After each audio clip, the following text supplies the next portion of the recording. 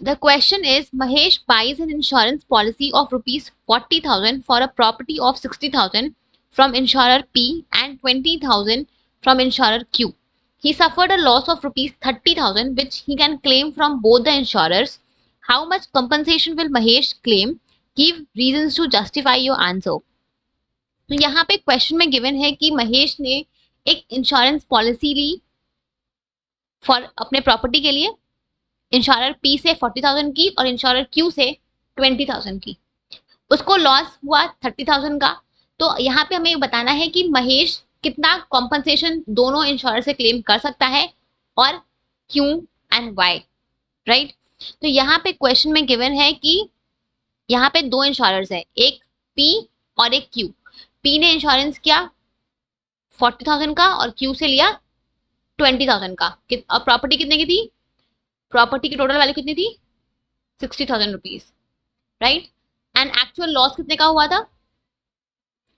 Actual loss हुआ था आपका 30,000 का। तो यहाँ पे क्वेश्चन में हमें ये बताना है कि महेश को दोनों इंश्योरर से कितना क्लेम मिलेगा।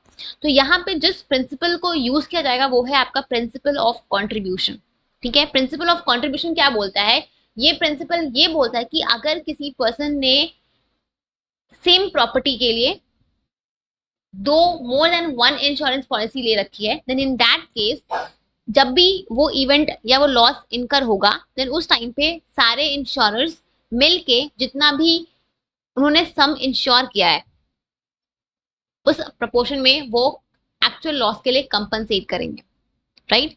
तो यहाँ पे जिस प्रिंसिपल के अकॉर्डिंग महेश क्लेम करेगा, महेश को कॉम्पनसेशन मिलेगा, वो होगा principle of contribution, principle of contribution, right.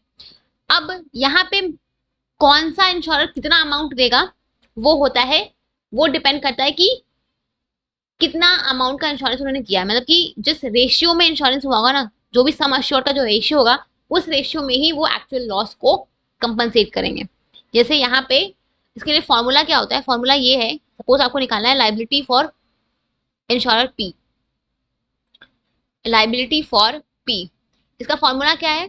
Formula ये है, सम जितना सम insured with P, some insured with P upon total sum insured upon total sum insured into actual loss, into actual loss. ये आपका फॉर्मूला है। इस बेसिस पे आप ये निकाल सकते हो कि कौन सा इंश्योरर कितना प्रोपोर्शन में कंपनसेट करेगा महेश को। अब यहाँ पे हम इसको कैलकुलेट करते हैं। आपका सम इंश्योर्ड कितना है पी के साथ? तो 40,000 का है। महेश ने 40,000 रुपीज पी से इंश्योर कराया है, तो यहाँ पे आपका आ जाएगा 40,000, right. Then total sum insured कितना है? महेश ने टोटल कितना का इंश्योरेंस लिया है सब मिला के? तो 40,000 पी से कराया है और 20,000 क्यू से कराया है, यानी कि 40 + 20 60,000, राइट। तो टोटल इंश्योरेंस कितना हुआ? 60,000 का। इनटू एक्चुअल लॉस कितने का हुआ है महेश को? एक्चुअल लॉस हुआ है आपका 30,000 का, तो इनटू 30,000। तो इसको सॉल्व कर लो आप, कितना हो जाएगा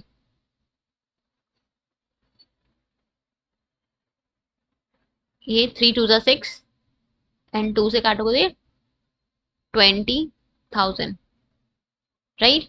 तो यहाँ पे पी की लायबिलिटी कितनी बनेगी? 20,000 की। सिमिलरली आप कैलकुलेट कर सकते हो क्यू के लिए, liability for Q, liability for Q कितनी होगी? तो कितना का सम इंश्योर्ड है क्यू के साथ? 20,000 का। तो यहाँ पे आप लिख लो 20,000 अपॉन टोटल सम इंश्योर्ड कितना है? 40 + 20 60,000 इनटू एक्चुअल लॉस कितने का हुआ है? 30,000 का। तो यहाँ पे 30,000। अगेन इसको सॉल्व कर लो, 30,000 इंटू 2 60,000, 2 से काटो, ये हो जाएगा आपका 10,000, राइट। यानी कि क्यू की लायबिलिटी कितनी होगी?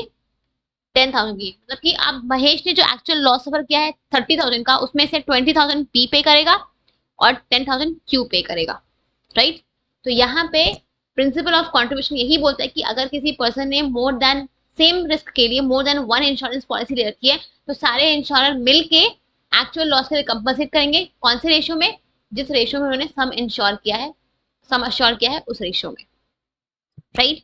तो ये आपका होगा कौन से कितना पे करेगा? P will pay 20,000 and Q will pay 10,000 as per the principle of insurance, sorry principle of contribution. Clear? तो आपको ये कैलकुलेशन शो करना है, रीजन लिखना है कि because of this principle of contribution ये इस रेशियो में कंपनसेट करेंगे। ठीक है, क्लियर?